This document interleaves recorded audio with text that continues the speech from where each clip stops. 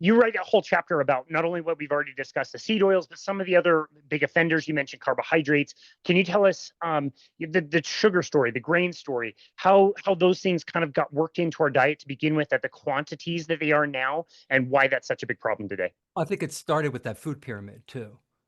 It was starting to come in the 50s and the 60s, but as soon as that food pyramid came out, I remember it as a kid. I remember seeing. I was taught that in elementary school and middle school. That food pyramid. What's at the bottom of that pyramid is you see pictures of it too, so they're very good at visual. Grain, pasta, rice, bread. It's been pushed. Look at the aisles in the grocery store. An entire left and right aisle of cereal, and that's another wormhole we could go down about the cereal and Kellogg and religion and Seventh day Adventists. And it's crazy. When I learned about how that started, I couldn't believe it. I said, that's not true. I had to go do my own research.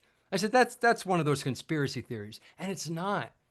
It's not. We were pushed this relentlessly, that heart healthy, they put in front of it, whole, as in whole's better than refined, grains are better for your health, that they carry nutrition, that they're good, the fiber's good for your intestines and your gut health. All these lies to sell their product because the product's cheap.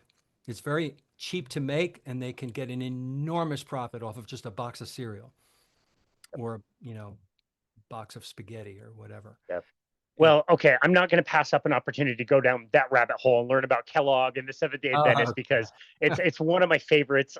We got is to it? talk about that. Tell us some of the research that was absolutely mind blowing about the cereal industry and how that got started. And I didn't discuss this in my book that much, really at all. I probably should have. The book, if I continue to talk about everything I want, that's why I'm writing another book soon, because I've got too many There you things go. to talk about. So I had to cut that out. But basically, in the late 1800s, John Harvey Kellogg, he had a sanitarium for people who wanted to get fit and lose weight. He had a lot of like amazing, wealthy, well-to-do, well-known clients that would pay to go there, and they would exercise, and he would tell them to eat this stuff, which is all fiber and grain. And then they would have a lot of, uh, they would put bags in them and clean them out constantly.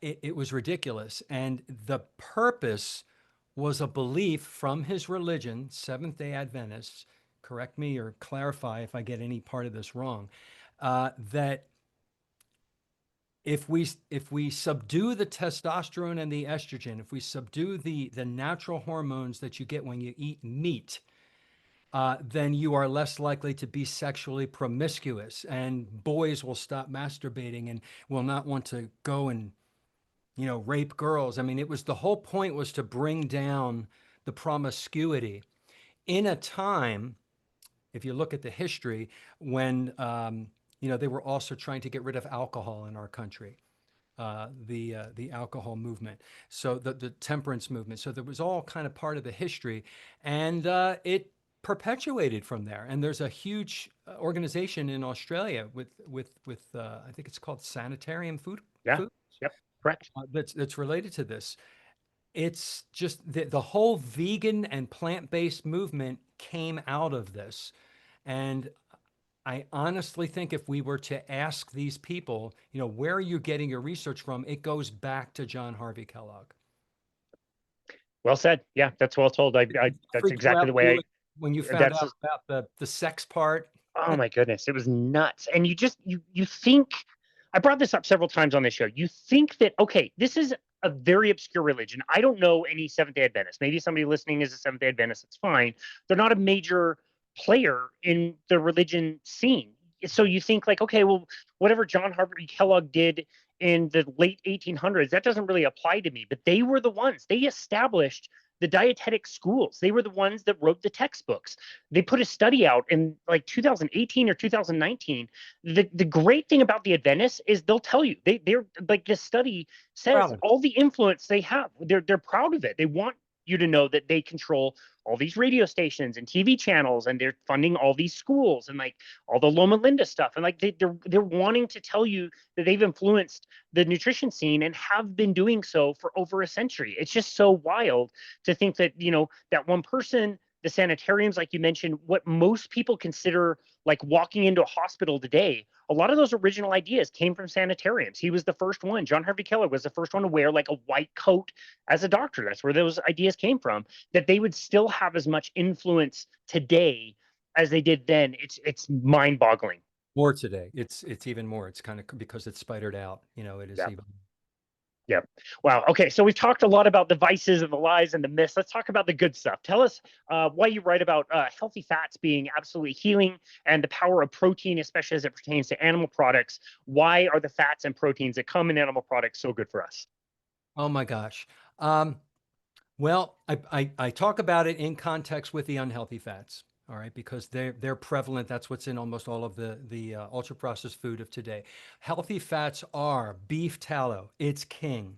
From ruminant meats, any kind of heavy saturated. It's mostly saturated. There's like maybe 65-70% saturated. Then there's some unsaturated, and then there's monounsaturated, and there's always a little bit of polyunsaturated. People don't realize that there's a little bit of polyunsaturated in ruminant meats, but just a very small, like 4 to 6%, compared to, canola oil or soybean oil, which is basically 80 to 90% polyunsaturated. These fats are nutrition. They carry the fat soluble vitamins A, D, E, and K so that our body can absorb them. We don't get that with the other fats. Stearic acid, butter, the word butter comes from butyrate, beta hydroxybutyrate, which is a ketone body, the major one in our blood. These are healthy, mostly saturated animal fats that come from animals. Even pork lard is amazing. Bacon grease, chicken schmaltz, turkey, duck, egg yolks. And the one that a lot of people I don't think get enough of comes from fatty fish. These are our omega-3 fats. They're not saturated. They're monounsaturated, but they're very, very healthy with our DHA and EPA for our brain health and everything. To get a balance of these animal fats, even the healthy unsaturated ones from fish oils, this is our nutrition. This is our energy.